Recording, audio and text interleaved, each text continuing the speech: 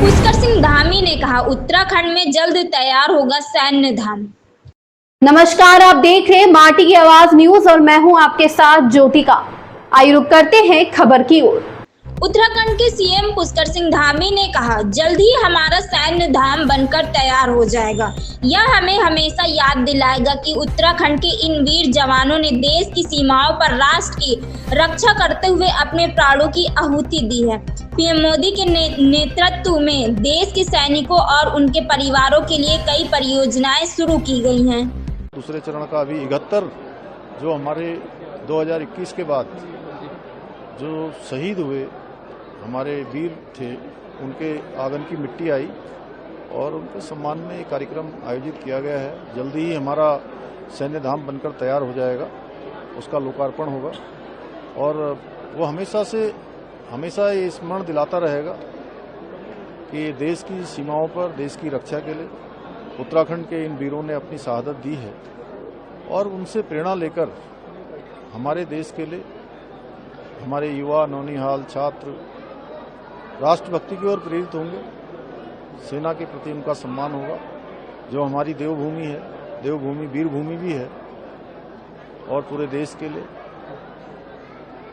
हजारों की संख्या में, आज भी लाखों करोड़ों की संख्या में हमारे देवभूमि से जुड़े हुए वीर योद्धा देश की सीमाओं पर तैनात हैं।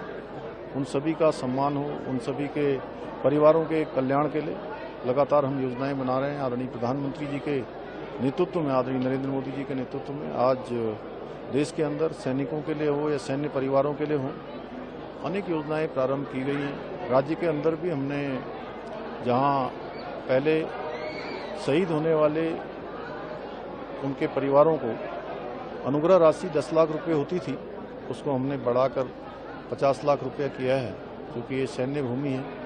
और भी जो अनेक सुविधाएं हैं हमने यहाँ पर उसको बढ़ाया है और भविष्य में भी पहले जो सैनिक शहीद होते थे तो उनके परिजनों को आवेदन करने के लिए, रोजगार के लिए 2 वर्ष का समय निर्धारित था, 2 वर्ष के अंदर करना होता था, उसको बढ़ाकर हमने 5 वर्ष किया है।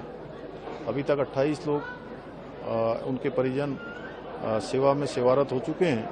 13 लोगों की प्रक्रिया अभी गतिमान है। सभी जिलाधिकारियों को निर्देश किए गए हैं कि जहां भी हमारे सैनिकों के परिजन, उनके आश्रित जिन्होंने भी वहां पर अपना आवेदन किया है, उनको तत्काल इस सेवा में लगाया जाए। देश की शहादत में एक और जवान शहीद हुए हैं, क्या कहें? ये बहुत दुखद समाचार कल मिला सूरज सिंह नेगी का। वो देश की सीमा पर शहीद हुए हैं। मैं उनको नमन करता हूं, अपनी श्रद्धांजलि अर्पित करता हूं, भगवान से प्रार्थना करता हूं कि उनको अपने श्री चरणों में स्थान दें और उनके परिजनों को जो एक बड़ा दुख आया है, असमय बड़ा कष्ट आया है। आज प्रातःकाल मैंने उनके परिवार के, उनके भाई से बात भी की थी फोन पर, तो भगवान उन सभी को शक्ति दे और उनका ये बलिदान हम सबको हमेशा स्मरण कराता रहेगा कि ये भूमि वीरों की भूमि है। यहाँ से शहादत देने वाले हमेशा आगे बढ़ चढ़कर देश की सीमाओं की रक्षा के लिए अपनी शहादत देंगे।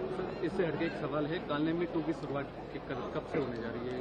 आपने घोषणा कर दी। कालनेमी की शुरुआत नहीं, वो तो चल ही रहा है 2.2 और 2.2 भी अब बहुत तेजी से चलेगा। बीच में चूंकि आपदा के समय में चारधाम यात्रा हमारी सीमित हो गई थी और अब चारधाम यात्रा पूरी तरह से दूसरे चरण में चल रही है और इसमें ऑपरेशन कालनेमी हम चलाएंगे। इस खबर में बस इतना ही। बने रहिए माटी की आवाज न्यूज के साथ।